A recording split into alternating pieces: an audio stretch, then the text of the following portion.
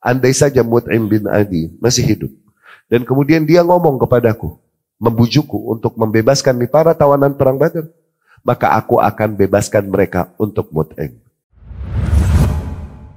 Assalamualaikum warahmatullahi wabarakatuh.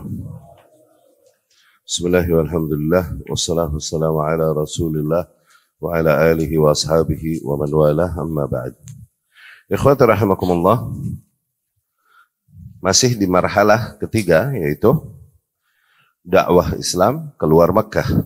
Ya. Kemarin kita katakan di mana kondisi kaum penduduk Makkah yang menolak dakwah Rasul Sallallahu Alaihi Wasallam membuat semangat Rasul Sallallahu Alaihi Wasallam untuk berdakwah di Makkah. Akhirnya sempat berpikir untuk mencoba memalingkan dakwah ke tempat lain supaya untuk jadi basis baginya dan bagi para kaum muslimin. Ya, maka di antara langkah yang Rasul ambil Sallallahu Alaihi Wasallam, keluarlah Rasul dari Makkah menuju Taif. Ya. Nah, menuju Taif terjadilah yang terjadi sebagaimana telah kita jelaskan di pertemuan sebelumnya. Penolakan penduduk Taif bahkan sampai dilemparinya Rasulullah Sallallahu Alaihi Wasallam dengan batu. Ya, Rasul pada saat itu ditemani oleh Zaid bin Harithah radhiyallahu anhu. Ya, sampai kita cerita di mana Rasul Sallallahu Alaihi Wasallam kemudian berlindung di kebun yang ada, kebun anggur yang ada di milik Rabi'ah, ya, milik seseorang bernama Rabi'ah. Dan kemudian Rabi'ah menyuruh, karena nggak tega melihat kondisi Rasulullah Sallallahu Alaihi Wasallam, Rabi'ah menyuruh salah seorang di antara bujang-bujangnya untuk membawakan anggur bagi Rasulullah Sallallahu Alaihi Wasallam. Dan bujangnya tersebut adalah seorang yang beragama Ahlul Kitab, ya, bernama Addas, ya. Nah, kemudian akhirnya Addas ini Rasul Sallallahu Alaihi Wasallam, ketika Addas berkata kepadanya, ketika Rasul Sallallahu Alaihi Wasallam memakan buah tersebut, Rasul Sallallahu Alaihi Wasallam mengucap nama Allah, Bismillah, gitu ya. Nah, Addas ini akhirnya dia berkata, Inna hadzal kalama yaquluhu ahlu hadhil balad. Sesungguhnya ucapan itu tadi tidak diucapkan oleh penduduk negeri sini, gitu. Kemudian Rasul berkata kepadanya Sallallahu Alaihi Wasallam, Min ayyil bilad ant, dari negeri mana kau berasal? Wa madinuk, dan apa agamamu? Nah, kemudian Addas berkata, Ana Nasrani, aku seorang Nasrani. Min ahli Ninawa, dari penduduk Ninawa. Yang ini emang bukan ahli, orang asli Taif juga memang. Ya. Maka Rasul Sallallahu Alaihi Wasallam berkata, Min qaryah ar-rajul as-salih Yunus ibnu Matta. Sesungguhnya kau berasal dari negeri orang yang saleh, yakni Yunus ibnu Matta. Ya, ini nabi di antara nabi-nabi Allah Subhanahu wa taala. Nabi Allah Yunus yang berasal juga dari negeri Ninawa. Qala lahu wa ma yudrik ma Yunus ibnu Matta. Apa yang kau tahu tentang Yunus ibnu Matta? Addas berkata kepada Rasul sallallahu alaihi wasallam, apa yang kau tahu tentang Yunus ibnu Matta? Yani dia nggak pernah bertemu dengan seseorang yang bukan dari Ninawa dan bukan Ahlul Kitab, tapi mengenal tentang sosok yang dikenang ini sebagai orang saleh di antara Ahlul Kitab, di antara Nasrani, ya, yang bernama Yunus ibnu Matta. Apa yang membuatmu tahu? Yani apa yang kau tahu tentang Yunus ibnu Matta?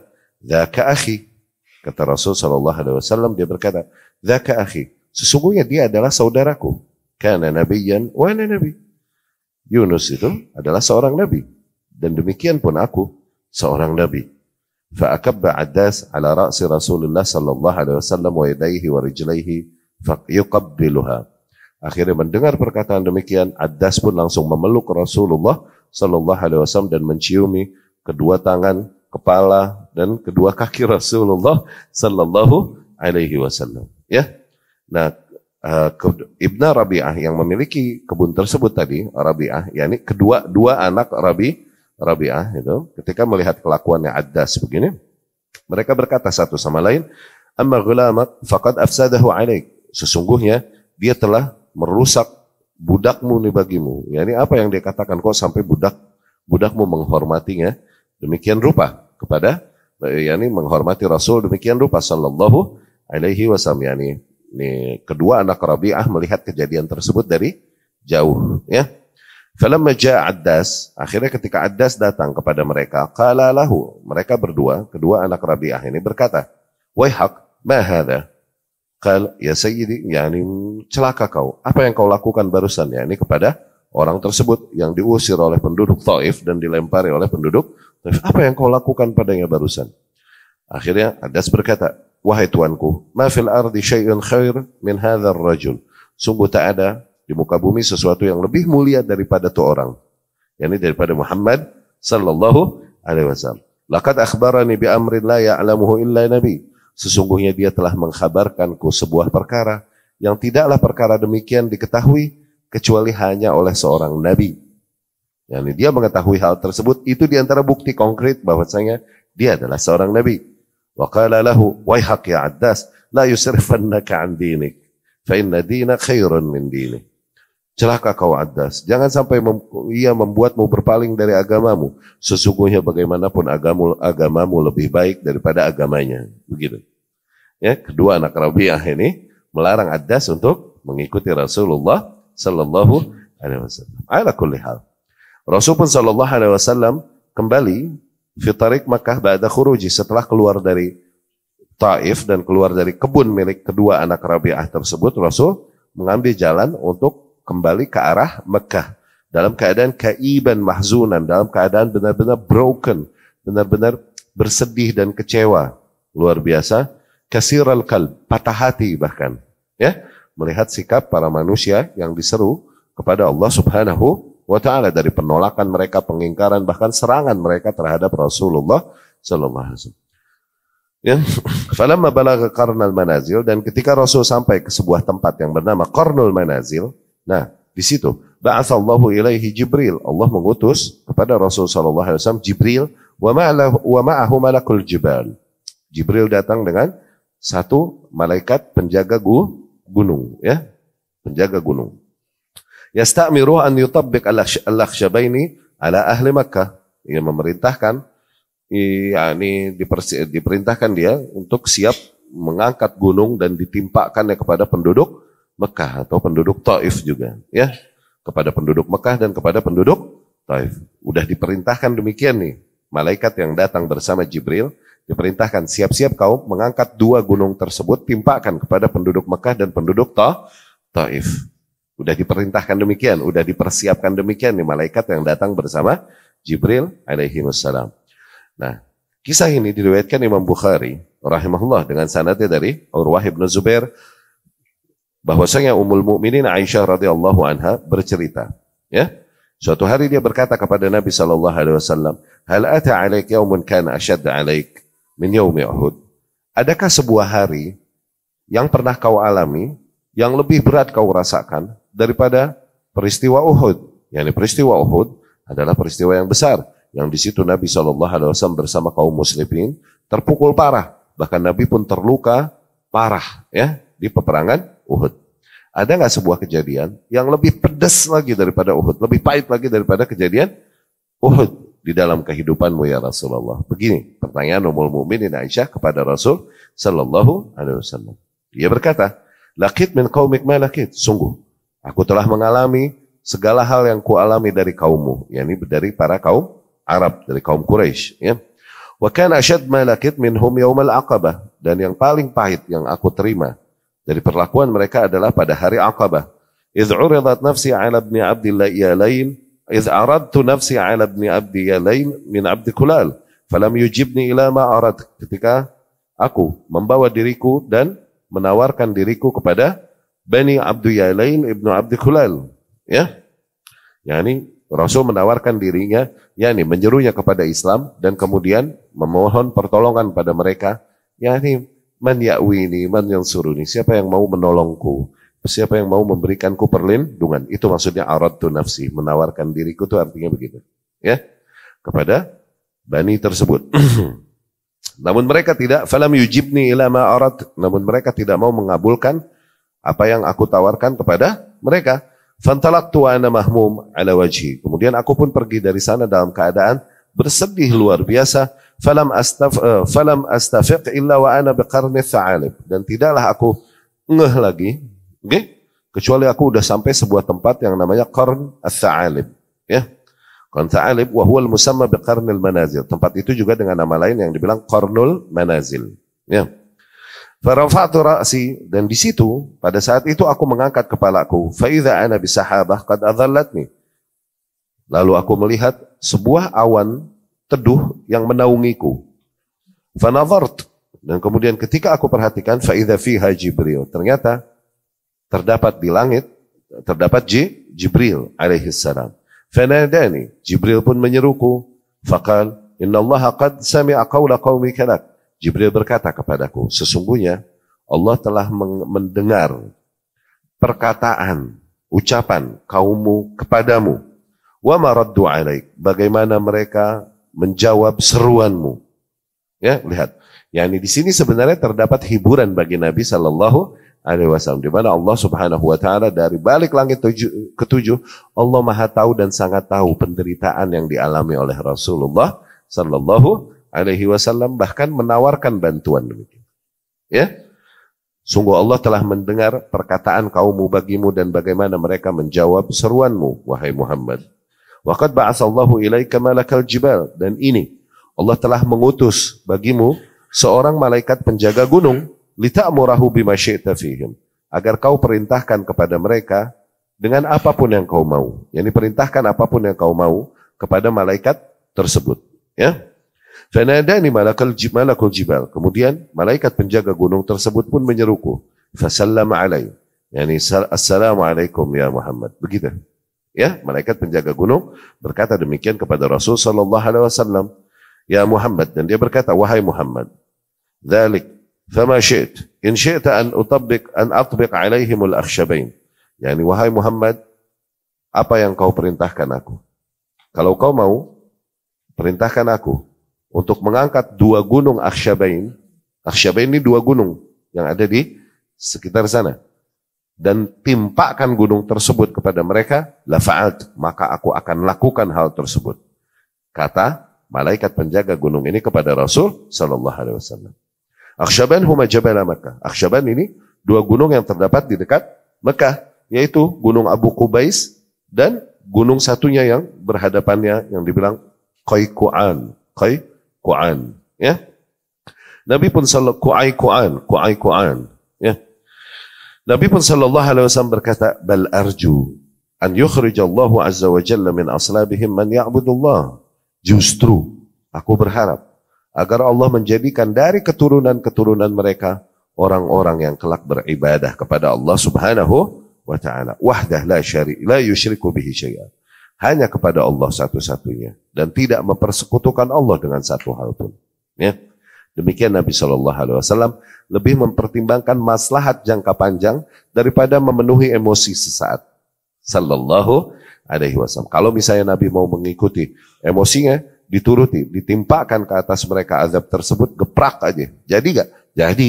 Terpuaskan gak? Hah?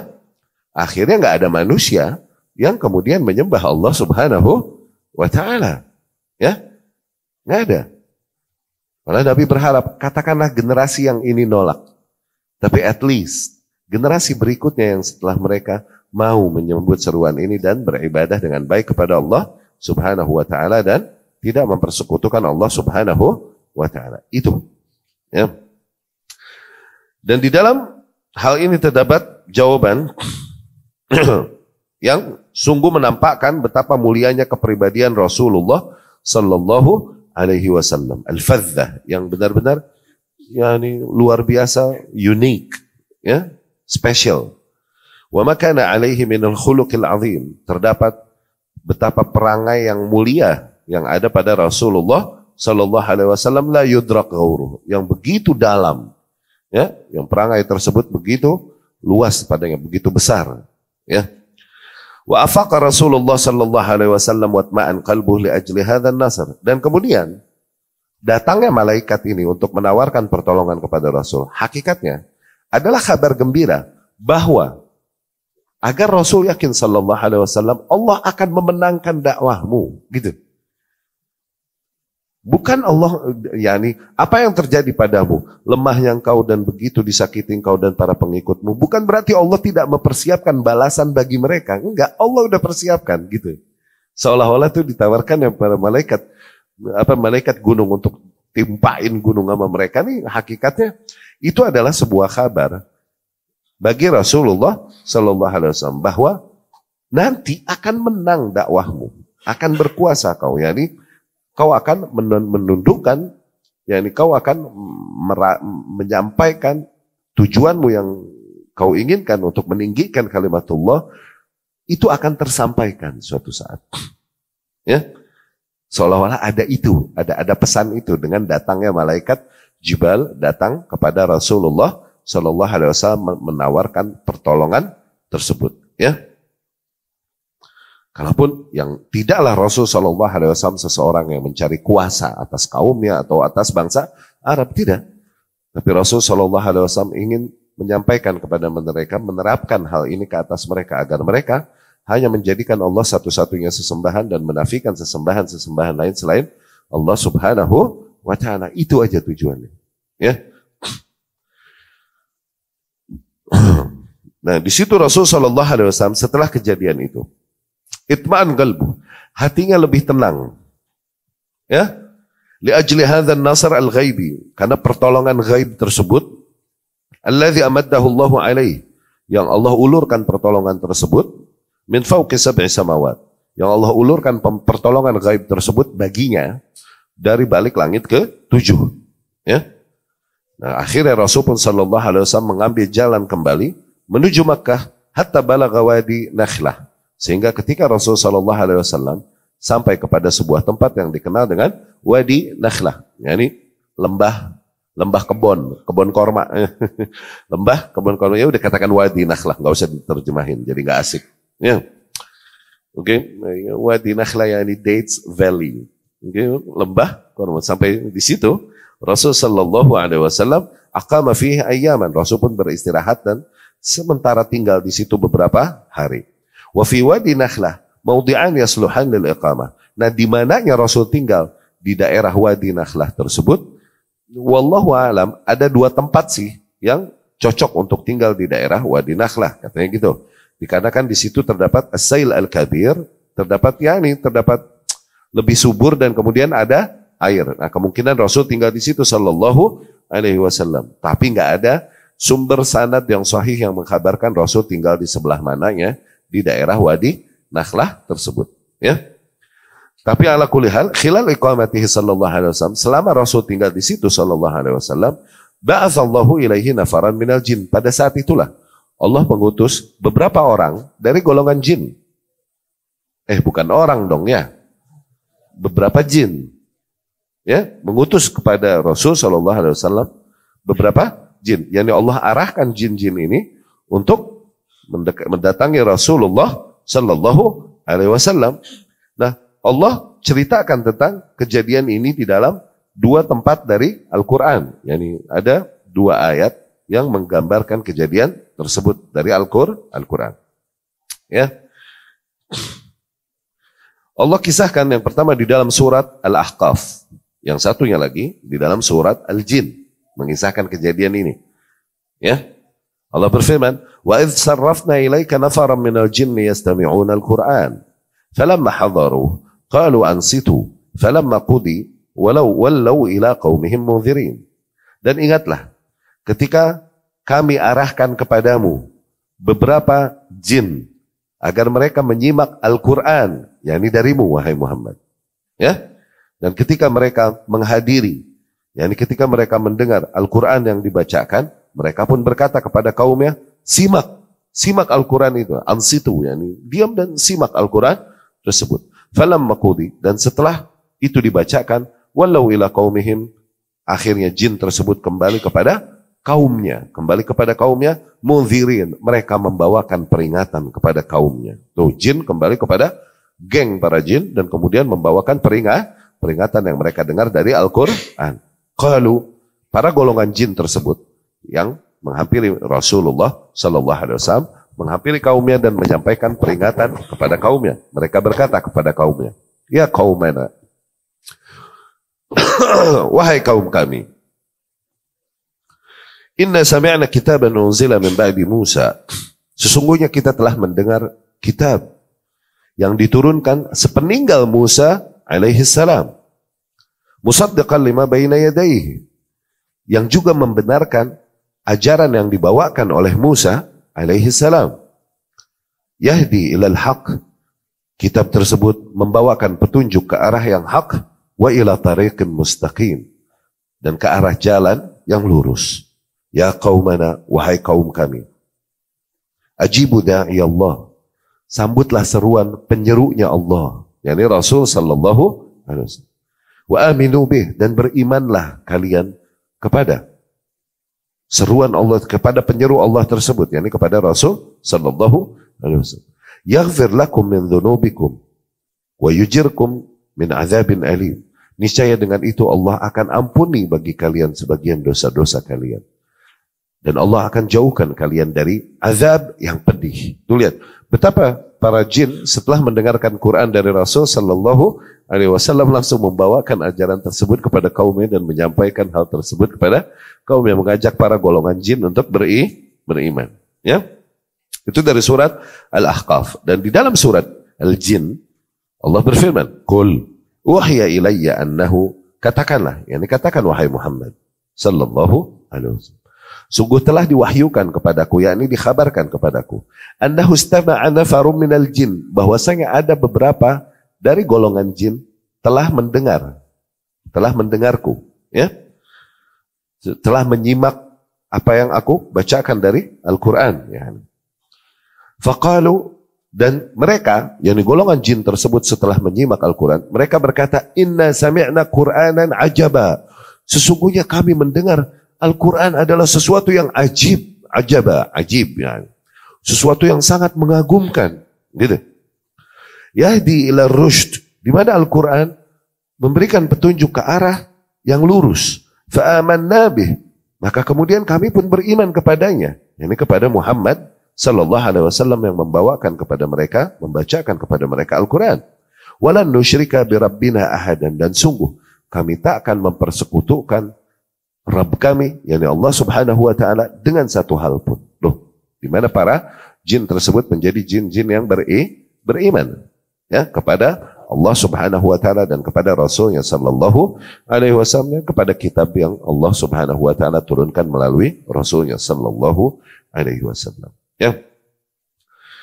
Nah, min siyak hadhil ayat, dari konteks ayat ini, kalau kita baca, demikian juga dari riwayat-riwayat yang datang menceritakan tentang hal ini, ya, mentafsirkan kejadian ini, ya tabayyan, dapat kita tangkap bahwasanya Nabi sallallahu alaihi wasallam lam ya'lam hudura dzalikan nafar minal jin. Tuh, Nabi, hakikatnya Nabi tidak tahu ketika para jin itu datang padanya. Nabi tidak mengetahuinya. Lam ya'lam. Okay? Hina hadaru wa sami'u, ketika para kaum jin tersebut datang dan menyimak Nabi sallallahu alaihi wasallam, pada saat itu mah Nabi nggak tahu. Indama alima, Nabi mengetahui hal tersebut, ba'da dzalik, setelah hal itu, hina atla'ahu Allahu alaihi bihadhil ayat. Nabi baru tahu adalah ketika Allah turunkan ayat ini kepada Nabi sallallahu alaihi wasallam, baru tahu, oh waktu itu tuh disimak sama jin, begitu. Kalau dari, ya ini dari zahir konteks ayat ini dan tafsir dan riwayat-riwayat yang menjelaskan tentang ayat ini dapat ditangkap demikian. Berarti pada saat itu mah Nabi sallallahu alaihi wasallam enggak ngeh lagi didatangi para golongan jin, gitu, ya. Kecuali Nabi tahu tuh baru setelah Allah turunkan, kabarkan kepadanya melalui ayat ini, diturunkan kepada Rasulullah sallallahu alaihi wasallam, baru tahulah Nabi bahwasanya, oh ada beberapa golongan jin yang menyimakku pada saat itu, begitu, ya. Wa anna hudurahum hadza kan li awwali marrah, dan dapat ditangkap juga bahwasanya hadirnya golongan jin itu awal marrah, itu pertama kali golongan jin menghadiri Rasul sallallahu alaihi wasallam dan menyimak Rasul sallallahu alaihi wasallam. Wa yaqtadi siyaq ar-riwayat annahum wafadu ba'da dzalika miraran. Tuh. Dan dari ayat-ayat ini yang berbicara tentang hal ini, dan juga riwayat-riwayat yang ada, dapat kita tangkap bahwasanya setelah kejadian tersebut, jin itu pertama kali, barulah golongan jin datang wafad, datang delegasi-delegasi dari golongan jin kepada Rasulullah Sallallahu Alaihi Wasallam untuk mempelajari agamanya. Terus sebagaimana datang delegasi dari kabilah yang ada kepada Rasulullah SAW untuk membaiat Rasul apa ini itu dan menyampaikan ajaran-ajaran Rasul, menyampaikan ajaran-ajarannya. Demikian juga dari golongan jin datang delegasi-delegasi mereka beberapa kali kepada Rasulullah Sallallahu Alaihi Wasallam. Setelah kejadian yang ini nih, kejadian di Wadi Nakhlah, ya. Wa haqqan kana hadzal hadits nasran akhar. Nah, maka dari sini hakikatnya kejadian tersebut juga adalah bentuk kemenangan yang lain bagi Rasulullah Sallallahu Alaihi Wasallam. Ya, bentuk pencapaian. Berarti ada pencapaian Rasulullah Sallallahu Alaihi Wasallam. Katakanlah para manusia ini masih menolaknya ini itu, oke? Tapi malaikat anytime aku minta balas dilakukan. Tuh, ini kan kemenangan hakikatnya kan? Dan para golongan jin pun datang beriman kemudian kepada apa yang aku sampaikan. Nah, ini kan kemenangan, hakikatnya kan kemenangan gitu. Ini bentuk kemenangan dan bentuk pencapaian Rasulullah sallallahu alaihi wasallam. Amadahullahu min kunuz ghaibihil maknun bi junudihi allati la ya'lamuha illahu. Ini bentuk kemenangan yang Allah berikan kepada Rasul sallallahu alaihi wasallam dari perbendaharaan gaibnya. Ya, dan dari pasukan-pasukan Allah Subhanahu wa taala yang tidaklah dapat mengetahuinya kecuali Allah sendiri Subhanahu wa taala. Ya. Thumma innal ayat allati nazalat bisadad hadzal hadits kanat fi tayyiha bisyarat binajah da'watin Nabi sallallahu alaihi wasallam. Dan kemudian ayat-ayat yang turun mengkhabarkan tentang hal tersebut, oke? Dapat ditangkap juga sebuah makna yang dapat ditangkap dari ayat-ayat tersebut. Sebuah makna dapat ditangkap, yaitu apa? Hakikatnya terdapat kabar baik bahwa suatu saat akan sukses dakwah Rasulullah sallallahu alaihi wasallam. Wa anna ayya quwwah min quwwatil kaun, dan bahwasanya kekuatan-kekuatan apapun yang ada di alam semesta ini la tastati an tahula bainaha wa baina najahiha. Sungguh kekuatan tersebut tidak bisa menghalangi antara Rasul Shallallahu Alaihi Wasallam dan kemenangan dakwahnya. Gak ada yang bisa menahan bahwa agama ini akan menang. Begitu. Hakikatnya itu terdapat kabar demikian dari ayat-ayat tersebut, ya. Dan dari kejadian-kejadian tersebut datangnya malaikat kepada Rasul Shallallahu Alaihi Wasallam, malaikat Akhsyaban tadi, dan kemudian juga diarahkannya golongan-golongan jin kepada Rasulullah Shallallahu Alaihi Wasallam. Dari ayat-ayat demikian yang menceritakan ini, itu hakikatnya terdapat good news, ya, kabar gembira bagi Rasulullah Sallallahu Alaihi Wasallam bahwa kelak akan menang dakwah Rasul Sallallahu Alaihi Wasallam dan tak ada satu kekuatan pun di muka bumi yang mampu menghalangi dakwah Rasul Sallallahu Alaihi Wasallam. Kemenangan dan kesuksesan dakwah Rasulullah Sallallahu Alaihi Wasallam. Allah berfirman, "Wa man la yujib da'i Allah falaysa bimu'jizin fil ard wa laysa lahu min dunihi awliya ulaika fi dhalalin mubin." Dan barang siapa yang tidak menyambut seruan Allah, seruan penyerunya Allah, yakni seruan Rasulullah sallallahu alaihi wasallam. Barang siapa yang tidak menyambut panggilan Rasulullah sallallahu alaihi wasallam, maka sungguh ia tidak akan dapat melepaskan diri dari kuasa Allah, melepaskan diri dari hukuman dan azab Allah kelak di bumi. Dan sungguh ia tidak memiliki selain Allah Subhanahu wa taala pelindung. Ya, tak ada pelindung baginya dari murka Allah Subhanahu wa taala. Dan hakikatnya mereka berada di dalam kesesatan yang nyata. Tuh, ayat ini kan berarti mengkhabarkan bahwasanya benar-benar hakikatnya tidak ada satu hal pun yang dapat melemahkan dakwah Rasulullah sallallahu alaihi wasallam suatu saat. Ya? Dan mereka yang mengingkari seruan-seruan Rasul Sallallahu Alaihi Wasallam kelak akan mendapatkan balasan dari apa yang mereka lakukan tersebut kepada dakwah yang dibawakan Rasul Sallallahu Alaihi Wasallam. Ya, Allah pun berkata di dalam ayat lain, wa anna dhananna an lan nu'jizallaha fil ard wa lan nu'jizahu haraba. Dan sungguh kami meyakini bahwasanya kita tidak akan dapat melemahkan Allah di bumi. Yakni kita tidak akan dapat melarikan diri kita dari kuasa Allah Subhanahu wa ta'ala. Dan tidak akan kita dapat kabur dari kuasa Allah Subhanahu wa ta'ala. Ya? Nah, kabar-kabar gembira tentang akan datangnya pertolongan dan kemenangan ini. Amam hadhihi nasrah, amam hadhihi bisharat. Akshat sahabatul ka'abah wal huzn wal ya'as allati kanat mutabbaqah alaihi mundu an kharaj min at-ta'if matrudan madhura. Nah, kabar-kabar gembira pertolongan Allah ini dan kemudian kabar gembira akan menangnya dakwah lagi.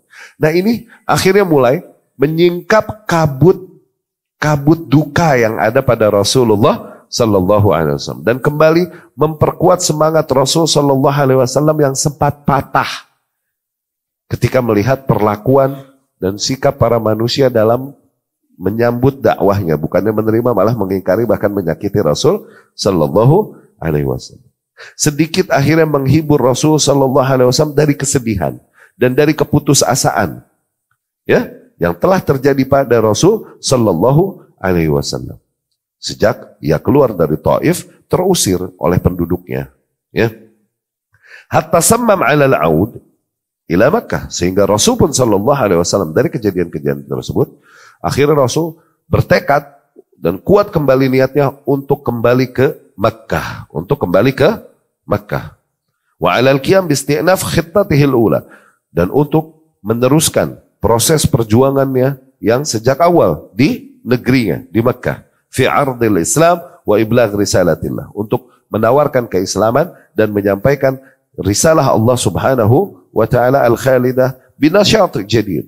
Semua ini dengan semangat yang baru, seolah-olah habis refresh Rasul sallallahu alaihi wasallam, healing dari lukanya, okay? Healing dari dukanya dan keputusasaannya. Kembali Rasul ke Mekah dengan semangat baru untuk membawakan dakwah tersebut kepada para penduduk Mekah.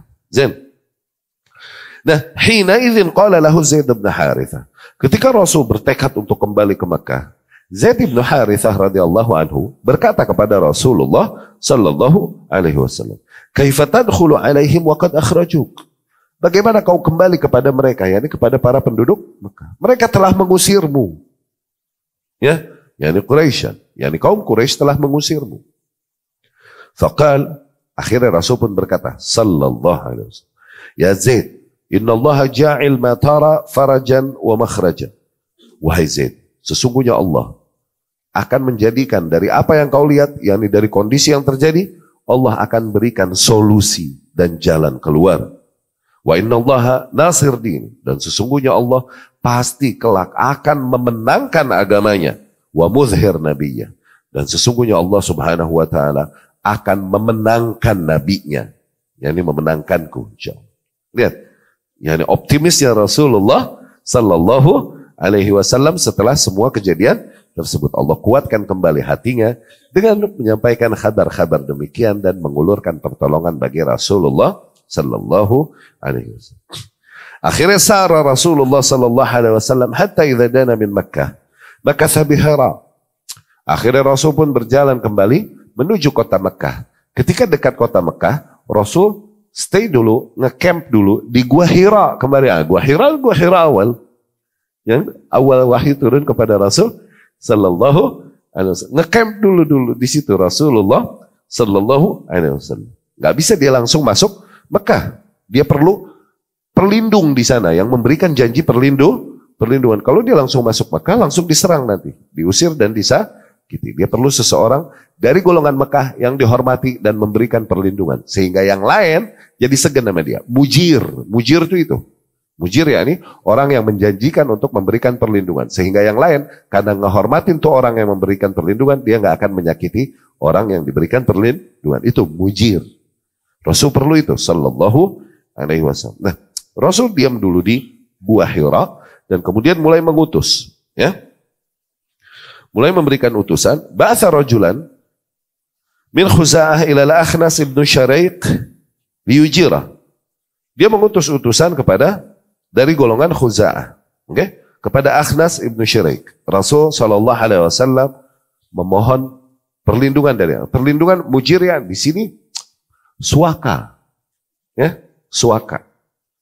Rasul memohon perlindungan dari Akhnas ibnu Syaraiq di antara orang-orang yang dihormati di antara orang-orang Quraisy. Kalau dia memberikan perlindungan aman juga. Coba pertama kepada Akhnas ibn Syariq. Faqal ana halif wal halif la yujir. Kata Akhnas, aku aja halif. Halif yakni orang yang punya perjanjian damai. Yani aku pun di bawah sebuah perjanjian dengan kabilah besar yang ada di Quraisy. Aku pun di bawah perlindungan mereka. Nah, kabilah yang seseorang yang berada di bawah perlindungan demikian, ini nggak bisa memberikan perlindungan lagi, nggak bisa. Mesti orang asli sana. Okay? Halif la yujir. Faba'atha ila Sahal. Akhirnya Rasul mengutus kepada Suhail ibnu Amr. Tapi Suhail berkata, Inna Bani Amir la tujir ala Bani Ka'ab. Akhirnya Suhail menolaknya. Suhail menolaknya dan dia berkata, sesungguhnya Bani Amir itu tidak bisa memberikan perlindungan kepada Bani Ka'ab. Ya, Bani Amir ini dia, Suhail bin Amr. Bani Ka'ab ini masih moyang-moyangnya Rasulullah Sallallahu Alaihi Wasallam. Bani Amir nggak bisa memberikan perlindungan kepada Bani Ka'ab. Akhirnya Rasul mengutus seseorang kepada Mut'im ibnu Adi. Mut'im ibnu Adi. Mut'im ibnu Adi ini orang yang banyak berjasa kepada gerakan dakwah Rasulullah Sallallahu Alaihi Wasallam. Tapi matinya kafir. Dia orang tuanya Jubair ibnu Mut'im radhiyallahu anhu. Ya, anaknya sahabat radhiyallahu. Mut'im bin Adi banyak. Ingat gak kejadian waktu tentang disobeknya sahifah, yakni perjanjian yang ditempel di tembok Ka'bah. Oke? Ada orang bikin makar, kan, untuk mengingkari apa yang disepakati di situ, bahwasanya kita sama sekali tidak menyetujui hal tersebut karena melihat derita Abu Talib dan kemudian para kaum muslimin dan Bani Abdul Muttalib bersama Rasul, Bani Hashim bersama Rasul Sallallahu Alaihi Wasallam di Syaib Abi Talib. Kelaparan, kehausan mereka dan lain-lain. Ada orang-orang yang punya akal sehat dari kaum Quraisy, kemudian mau mengingkari apa yang dilakukan oleh Abu Jahal dan lain-lain, dan disepakati sepihak oleh Abu Jahal dan menampakkan seolah-olah ini kesepakatan kaum Quraisy. Nah, yang melakukan gerakan ini diantaranya Mut'im bin Adi. Lihat, dia punya jasa demikian. Dan diantara jasa lain juga adalah dia yang memberikan perlindungan kepada Rasulullah Sallallahu Alaihi Wasallam. Anaknya baru beriman kepada Rasul, Jubair bin Mut'im. Ya, tapi Mut'im bin Adi ini sih meninggal tahun kedua Hijriah sebelum perang Badr. Ya. Nah, Rasul mengutus kepada Mut'im ibnu Adi. Mut'im langsung memberikan, ya, aku yang akan berikan suaka. Begitu. Thumma tasallah, akhirnya dia langsung menggunakan senjatanya, tasallah yang mempersiapkan senjatanya, loaded, udah.